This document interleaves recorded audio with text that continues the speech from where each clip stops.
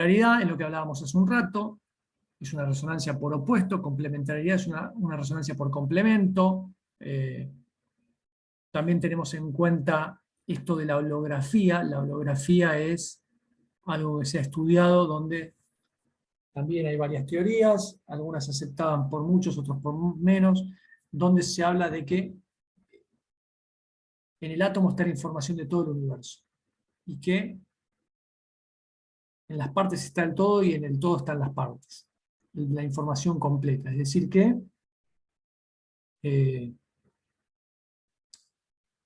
no hay nada que se haya perdido, todo es información. Hay unos experimentos con respecto a cómo se descubrió la holografía, no lo vamos a ver ahora, pero está basado en eso. Incluso hay teorías que hablan de que este universo físico es un holograma proyectado desde otro universo bidimensional. Muchos científicos no la aceptan, ¿no? Es una teoría cuántica, que algunos dicen que hasta incluso por ciertas cuestiones es comprobado, está comprobado. Después hay un científico argentino que se llama Pablo bueno, no me acuerdo ahora, que habla de que incluso la gravedad podría estar dada por unos filamentos, está como basado en la teoría de las cuerdas, como unos filamentos que son los que hacen que esté la sensación de gravedad. Bueno, también en Japón algunos científicos lo pudieron comprobar y otros no lo avalan.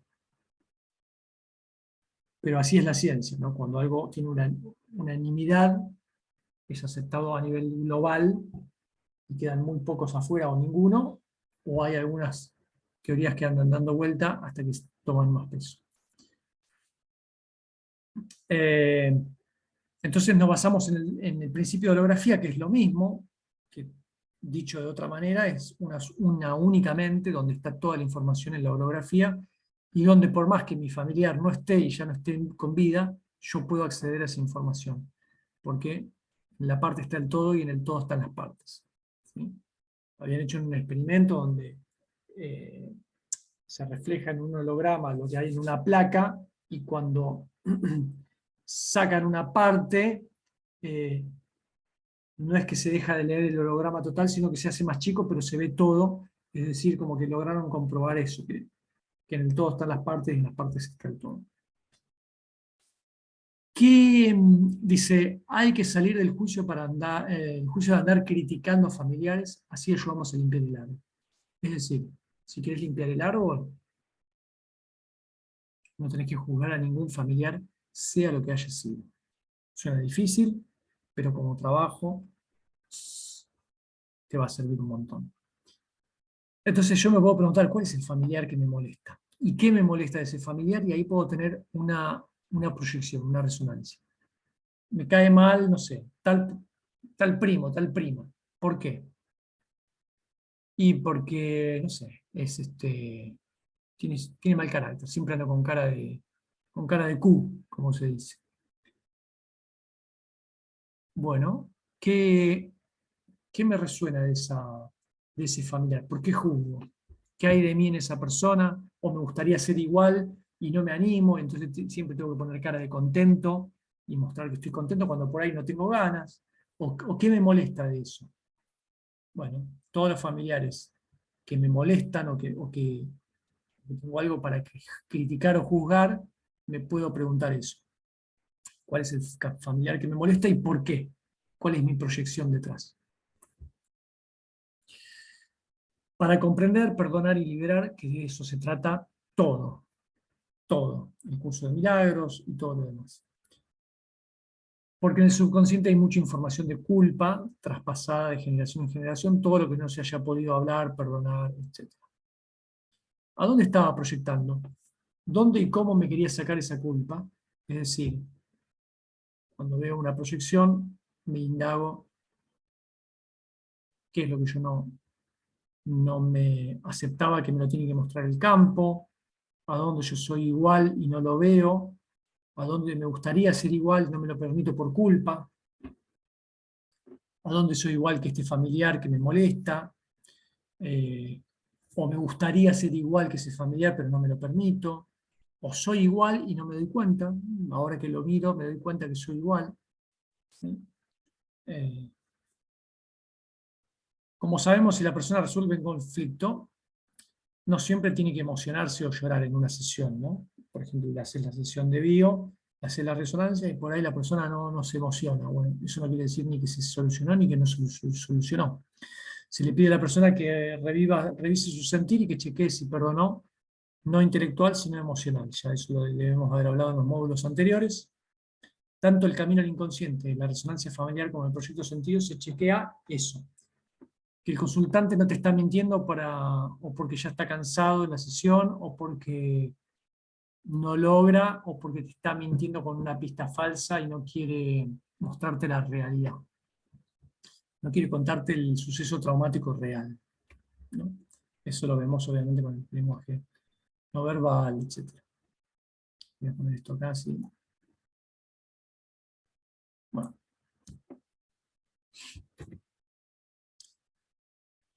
Bueno, otra forma de saber lo mismo, conflicto caliente. El conflicto no se resuelve cuando la gente se enoja, sigue sintiendo miedo, culpa, emociones disfuncionales. Es decir, que la persona hizo la sesión y te dice que perdonó y cuando le estás bajando a abrir, te das cuenta que sigue teniendo enojo, culpa y demás, o volvió a la forma de pensar de antes, o no logró sanar o necesita más sesiones.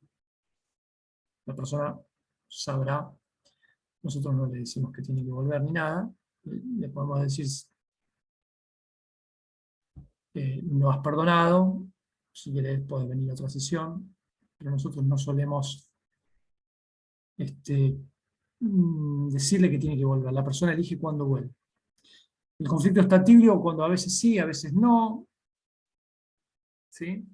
Todo esto obviamente es relativo porque la persona de la sesión puede haberlo resuelto completamente, tomó conciencia, perdonó, pero después a veces vuelve a los patrones de conducta anteriores, ya sea que vuelve al conflicto de manera caliente, tibia, o cuando está el conflicto frío es cuando ya entras en la experiencia y la vivís ya sin enojo, sin culpa, sin miedo, no tenés problema.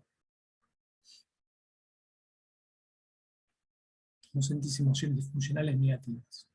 Lo vivís desde la neutralidad. Si lo vivís así, constantemente, ya el mismo suceso que antes te generaba conflicto, ya está, resuelto. Vamos a poner esto por acá. Hay que dejar de vivir los conflictos desde la víctima, dejar de ver un culpable en la familia y en el afuera, obviamente, por no alimentar el inconsciente familiar, inconsciente colectivo y el inconsciente personal. La víctima siempre despierta sentimientos de culpa, miedo, ira, tristeza. La victimización dice, la culpa es de todos menos mía, y cuando te justificas, estás en modo víctima. Cuando estás en modo víctima es que no comprendiste, que no perdonaste, que no tenés la conciencia de mente de unidad. Ahí es donde puede haber gente que te diga, sí, pero ¿cómo vas a perdonar un asesinato? Cuando decimos perdonar no estamos justificando, simplemente estamos sacándonos las mochilas nosotros del odio para que podamos estar en paz. No justificamos que lo que está bien lo que esa persona hizo está bien y vamos a andar caminando por las praderas fomentando eso. No. Podés incluso hasta tomar distancia si la persona te parece que es tóxica o que no te aporta, vos podés decidir que te alejás de esa persona y que ya no resuena con porque vos ya sanaste. Entonces, ya tomás conciencia, tomás distancia si lo crees necesario, física y emocional, y a su vez no la juzgás para tu bien. Porque si la empezás a juzgar a la distancia, no la ves, te mudas a otro país, no hablas más con la persona, no la ves, ya sea una pareja, si es un conflicto, o ya sea un familiar, hablando del transgeneracional, por más que estés a distancias de kilómetros físicamente y no hables más con la persona, si en tu interior, cuando la recordás, tenés odio, la recordás con enojo, con miedo si te hizo algo, o con culpa si crees que te hizo algo, no comprendiste el conflicto, no lo sanaste el conflicto, no entendiste eh, el para qué te vino a tu vida y cómo sanarlo, ¿no?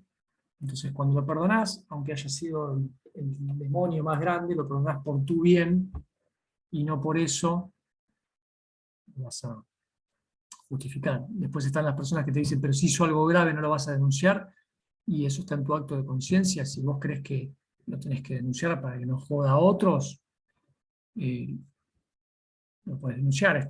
Hay biodecodificadores que dicen, no, eh,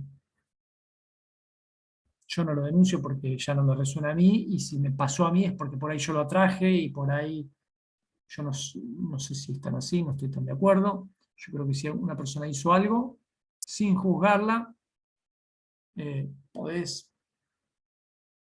llevarlo a la justicia o no, depende de lo que sientas, pero el tema es que vos en tu mundo no la juzgues por tu bien. Podés denunciarla y no juzgarla, lo estás haciendo como un acto de amor a la sociedad para que no vuelva a lastimar a otra persona o a varias personas, o podés incluso no denunciarla, pero tenerle ira. Entonces, no lo resolviste el conflicto. Y acá es lo que estamos hablando, la responsabilidad, que puedo aprender lo que me está pasando, qué interpretación positiva puedo darle a esto. Tenemos que practicar el modo responsable hasta que surja naturalmente, todo es un hábito hasta que lo logramos. El modo responsable vive sabiendo que la mente es la causa, cambia la mente y cambia la causa. Siempre fuimos inocentes, dice el curso de milagros, siempre fuimos uno con Dios. Vamos a ver si podemos avanzar un poco más rápido, porque yo me posesiono hablando. El estrés viene de la carencia, ya sea nuestra o de la familia o de la sociedad. Tenemos esta información subconsciente de la familia y de la sociedad. En una resonancia familiar se le pregunta al consultante, ¿dónde te resuena el conflicto? ¿En qué familiar? Acompaño a tomar conciencia, constelación individual, ayudo a que incorpore la nueva información, lo acompaño y visualizo cómo voy a vivir en el futuro con esta nueva información. ¿Sí? Esto es fácil, así que lo adelantamos. Acá están las profesiones, que las podemos leer, una reparación, perdón, ahí que se corrió, una costurera o sastre, si a una persona viene una consulta y está trabajando de eso, o tu padre o tu madre está trabajando de eso, es que está reparando seguramente separaciones en la familia, alguien que quiere unir, coser. Un profesor viene a reparar la educación de los niños, algo que no se educó, niños que no pudieron ir a la escuela. Un químico es la madre que tiene que nutrir a los hijos, está reparando eso. Un matemático es padre, es el padre, todo lo lógico, viene a reparar. La cocina, es, la cocina y el panadero son peleas dentro de la familia, uno de la familia en la mesa. También el pan tiene que ver con la comida, ¿no? Vengo a reparar situaciones de hambre. Comunicación, repara la falta de comunicación en la familia. La policía, el ejército, es el padre. Ausencia o exceso de autoridad, viene a reparar algo, me vengo a defender de algo, ¿sí? Que era muy autoritario, o vengo a poner orden porque no había autoridad. Asistente social, pediatra, reparo el abandono de los niños por la madre. El agricultor repara dramas de hambrunas. El banquero repara herencias, ruinas. El psicólogo, problemas de la familia que tienen que ver con la madre. El político, no me reconocen dentro de la familia, o no me reconocen a mi familia. La estética, limpieza, maquillo y limpio las cosas sucias del clan. Todo esto obviamente no es que si trabajás de eso estás en un conflicto. Si trabajás de algo relacionado con esto y estás en conflicto con tu trabajo, ¿sí? Quiere decir que estás reparando algo del clan, y que si tomás conciencia puedes a partir de ahora decidir si seguís trabajando de eso o qué querés hacer con tu vida. Si estás trabajando de algo de eso y no estás en conflicto, estás feliz, eh, no hace falta nada. O si estás trabajando de eso y tomás conciencia de que puedes estar reparando algo, pero no estabas en conciencia antes, no estabas en conflicto y ahora querés seguir trabajando de lo mismo, perfecto. Está el caso ¿no? En un libro de un banquero que tenía conflictos con las inversiones, y entonces ya no quería trabajar de eso, qué sé yo, y se suponía que en el árbol había habido eh, estafas, estafa con relaciones a las inversiones, ¿no? A las herencias, ruinas. Entonces, a partir de ahí la persona tomó conciencia, pero después creo que siguió trabajando de lo mismo, o sea que podés verlo desde otro lugar y ya que no sea un peso, digamos. Que sepas que lo que elegiste ahora lo elegís de manera consciente. El doble dentro del árbol genealógico, que es un doble, es aquella persona o personas con las cuales existe una afinidad importante, muchas veces inconsciente, a través de las cuales heredamos programas, vivencias, conflictos, creencias, enfermedades, etc. Yo tengo un primo que se llama Javier y tiene problemas de vista, ¿no? Igual que yo. Javier es leonino como yo y bueno, le gusta Cerati como yo, le gusta la música, fanático o admirador, o como queramos llamarle, de Gustavo Cerati. Entonces somos en algún punto algo dobles, ¿no? Obviamente a mí me gustaba más el nombre Javier, y cuando tomé conciencia de esto, dije, no, voy a volver al nombre Adrián, que no hay nadie que yo tenga memoria en mi clan que se haya llamado Adrián. Mi madre me lo puso porque era un nombre musical, a mí me gusta la música, y, y dije, bueno, ahora tomo conciencia y vuelvo desde otro lugar a tomar mi nombre, mi primer nombre, como nombre principal. Y bueno, además tiene que ver que ella era de la zona de Venecia, o sea, sus padres eran de la zona del norte de Italia, centro norte, y Adrián viene el nombre, el origen de Adrián viene de Venecia. Entonces dije, bueno, tomando conciencia de todo esto, ahora lo vivo desde otro lugar. El doble puede repetir o reparar, lo mismo que antes. Puede estar repitiendo lo mismo o puede estar haciendo lo opuesto, estar enojado con eso, en lucha, etc. Se repite, si repite, copia los patrones de comportamientos o enfermedades o emociones. Si repara, simplemente busca lo opuesto y está en conflicto cuando queremos reparar. Si está haciendo lo opuesto de un doble y no está en conflicto, está perfectamente bien, no hace falta hacer nada. Síndrome de yaciente son los síndromes que provienen de un duelo no resuelto en el clan, generalmente una muerte repentina o un trauma sin duelo, un aborto previo a un hijo nacido, generalmente inducido. Lo que se transmite es el duelo del clan que no se resolvió. Obviamente queda la información del muerto en el útero materno, sobre todo inmediatamente después, el hijo que viene inmediatamente después. Características del yaciente debe ser doble y haber muerto antes de nuestra concepción. Generalmente es un hecho traumático en la familia. Por lo general, si es algo que se acepta, se comprende, se perdona y se ama, en teoría no debería haber tanto peso. Por ejemplo, cuando falleció el niño, la niña, no me acuerdo, que estaba en el vientre de la mujer de Facundo Arana, dijo, se fue porque era tanto lo que tenía que traer cuando dicen que los hijos vienen con un par abajo del brazo, que fue a hacer 2 viajes. Si eso lo dijo con total sinceridad y comprensión y compasión, ha sanado y ha comprendido totalmente la mente, la totalidad, ¿no? Que vino a reparar algo y que ya está, soltó.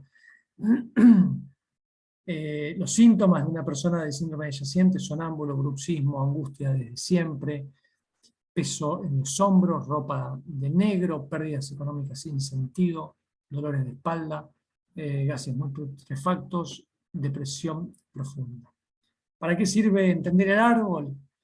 Tomamos conciencia de nuestros patrones heredados desde el transgeneracional y hacemos conscientes nuestras limitaciones, identificando si son propias o no, soltamos el árbol y actuamos en consecuencia.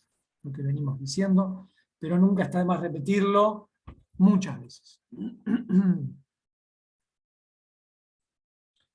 En una sesión de bio buscamos el conflicto, el contexto, la escena de shock y hacemos el camino al inconsciente. Reimpronta desde el perdón y la maestría, que es volver a la escena programante. En el camino al inconsciente le haces la escena desencadenante, en la reimpronta la escena programante, y si la persona sigue ahí en conflicto, no perdona, no resuelve y no sé qué, bueno, le haces el proyecto sentido y después la resonancia. O directamente la resonancia, o directamente el proyecto sentido, o le decís, mira, lo dejamos para otra sesión si la sesión se hizo muy larga, ¿no? Eso lo sabrás vos. Capaz que a veces estás haciendo el camino del inconsciente, haces una resonancia y con eso ya termina la sesión y quizás le dejas incompleto el camino del inconsciente, porque te diste cuenta que tenías que ir por ahí, quizás la persona porque ya había tomado otra sesión o no. Todo esto que te digo siempre que hablamos de hacer a otra persona, siempre lo hacemos primero con nosotros mismos, ¿no? Practicamos con nosotros mucho, después practicamos con otras personas y después nos lanzamos a atender. Pasamos a lo que sigue, resonancias familiares. Bueno, esto, ¿no? Supongamos yo, igual está explicado, esto ya está explicado, lo dejo de lado. Ya está en un video que se llama Herramientas y Ejercicios, y ahí está la resonancia familiar, de cómo hacer todo esto para no extendernos ahora acá, igual lo vamos a ver en vivo. Si quieren pueden poner pausa igual, ahí están todos los pasos. Esto lo ponemos por acá. Cargamos con el proyecto sentido. ¿Qué es? El proyecto sentido es que nuestros padres sienten de nosotros mismos. Todo el ambiente emocional que había en ese momento. Uno da lo que creo que ellos quieren de mí. 3 preguntas que me puedo hacer o que le puedo hacer al consultante y que me puedo hacer a mí mismo. Bueno, o en autoindagación. Me río porque leí al revés de lo que estaba diciendo. Bueno, ¿qué preguntas me puedo hacer yo cuando me hago el proyecto sentido o cuando le hago a otra persona? ¿Gracias a qué estoy vivo? ¿Cómo era el ambiente familiar 9 meses antes de la gestación? Y también puede ser unos meses antes de la concepción, ¿no? ¿Cómo era el ambiente familiar? ¿Qué esperaba mi padre de mí? ¿Qué esperaba mi madre de mí? ¿Qué esperaban los dos de mí? Gracias a qué estoy vivo y qué esperaban de mí, vendría a ser casi la misma pregunta, pero a veces puede dar respuestas distintas. Gracias a qué estoy vivo. Los dos querían probar con tener un hijo para salvar la relación. Yo nazco y resulta que estoy todo el tiempo tratando de que ellos no se separen, tratando de curar la relación, de sanar la relación entre ellos, de que estén juntos, y yo no hago mi vida y estoy en conflicto por eso. Bueno, ahí hay un proyecto sentido. Me trajeron con ese fin al mundo. ¿Qué esperaban mis padres de mí? Ambos, por separados y juntos. ¿Qué esperaban de mí? Por lo general, al primer hijo se le esperaba varón, tradicionalmente, y al segundo se le esperaba mujer. Entonces, ¿qué esperaba? Mi padre esperaba un varón, mi madre esperaba una madre, y en base a eso, comprender, sanar. ¿Qué esperaban de mí? Que fuera un futbolista para salvar a la familia económicamente. Entonces, siempre estoy pensando en salvar económicamente a la familia, ya sea a través del fútbol o de otra cosa. O lo que se habla del hijo bastón, sobre todo suele ser por lo general, no hay reglas absolutas. El menor, que es el que no lo dejan crecer para que los cuide cuando sean grandes, entonces el menor termina no formando pareja y demás. O un hijo cuando es traído al mundo pensando de que van a ser y va a servir de donante de algo que tu hermano mayor tiene una enfermedad y vos venís como a darle algo a ese. Bueno, entonces estás viniendo al mundo con esa misión, no del alma, una misión biológica del inconsciente familiar, ¿no? Una misión familiar que tiene que ver con el proyecto sentido, no una misión del alma. Otra pregunta que me hago es, ¿y qué pasó? ¿Se cumplió ese mandato o no? Si se cumplió, puedo estar en conflicto, porque si no se cumplió, perdón, puedo estar en conflicto porque me siento en deuda, y si se está cumpliendo, puedo estar en conflicto porque se cumple y yo no estoy haciendo la vida que quiero hacer, ¿no? Entonces, ¿y qué pasó? ¿Se cumplió lo que tenía pensado mis padres? Sí. ¿Y estás en conflicto? Sí. Bueno, hay que trabajar el proyecto sentido. Si no estás en conflicto, quizás no te das cuenta, pero bueno, si no estás en conflicto, no hace falta trabajar. Y si no se está cumpliendo el mandato por el cual viniste al mundo, eh, por ahí tenés culpa porque no se está cumpliendo, ¿no?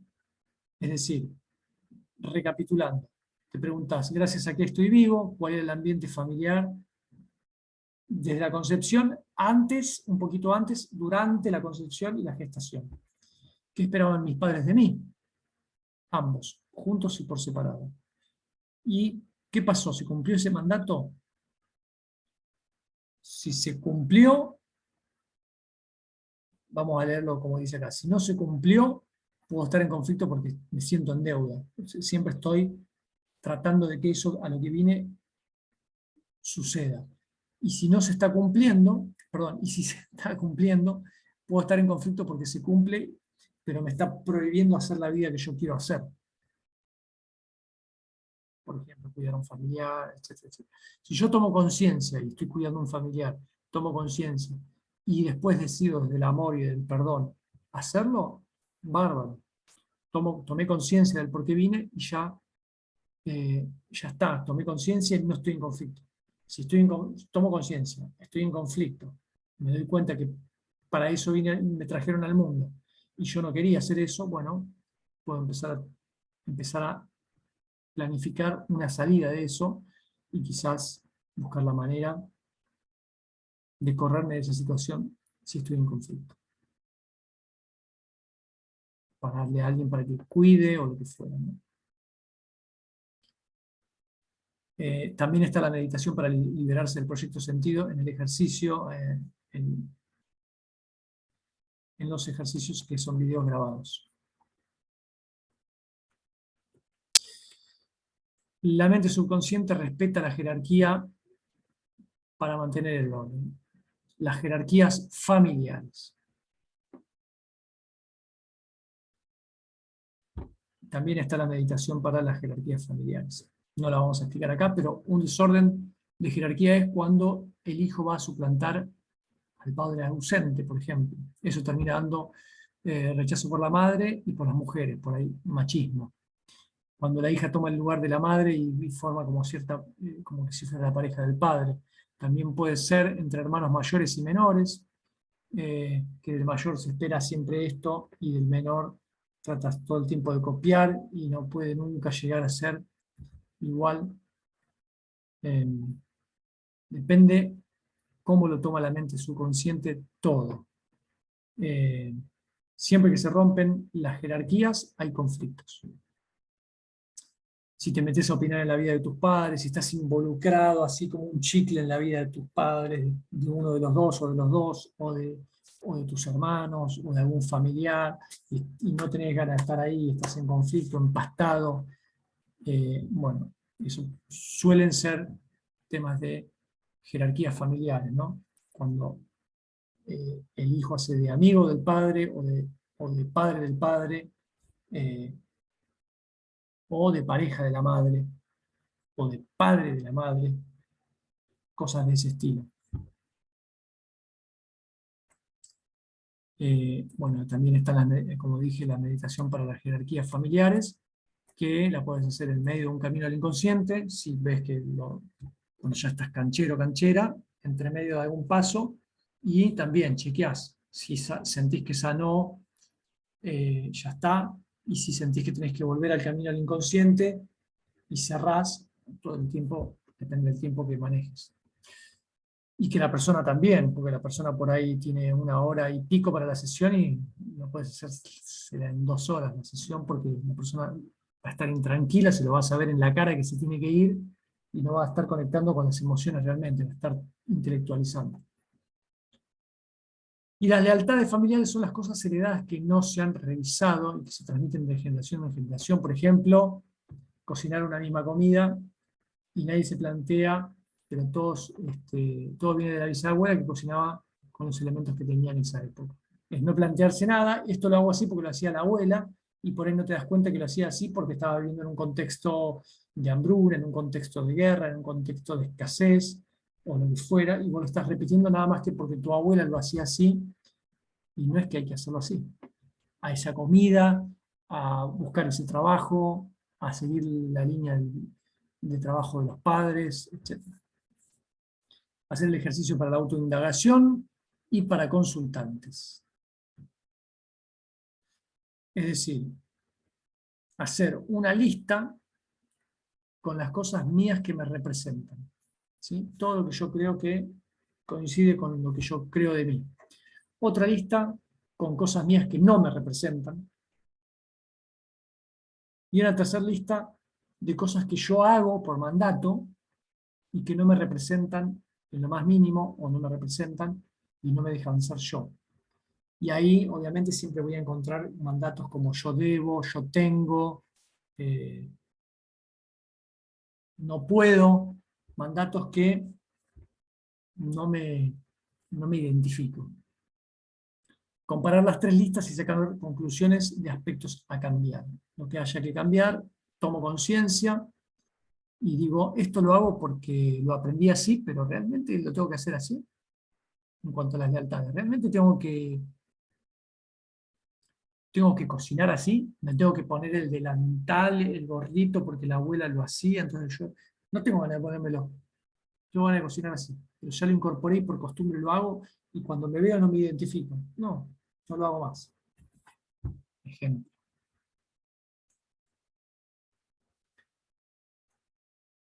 Más ejercicios, hacer otra lista con proyecciones, cosas que critico en el árbol, ya lo habíamos visto, pero ahora puntualmente haces mamá, papá, y con todos los de la lista de la familia que te acuerdes con los que puedes llegar a tener algún conflicto. Esto no, son tareas que no las vamos a revisar, esto te lo dejo como proyecto de autocrecimiento personal, lo puedes hacer cada tanto, chequear a ver cómo venís con la familia, por ahí perdonaste todo y después a los 5 meses te hacen alguna que volvés a tener entre ojos a alguien de la familia, bueno, recordar eso. Y proyecciones, eh, rechazamos lo que vemos en los demás, lo que no nos gusta, lo que nos gusta y vemos en los demás, pero nos da culpa. Así que ya lo dijimos muchas veces esto, pero cuando veas un familiar que rechazás, te tenés que preguntar lo mismo de siempre: ¿dónde sos igual que esa persona? ¿Dónde te gustaría ser igual pero no te lo permitís por culpa? ¿Dónde sos igual y no lo estabas viendo y ahora te tomás conciencia de que sí? Si es una persona que,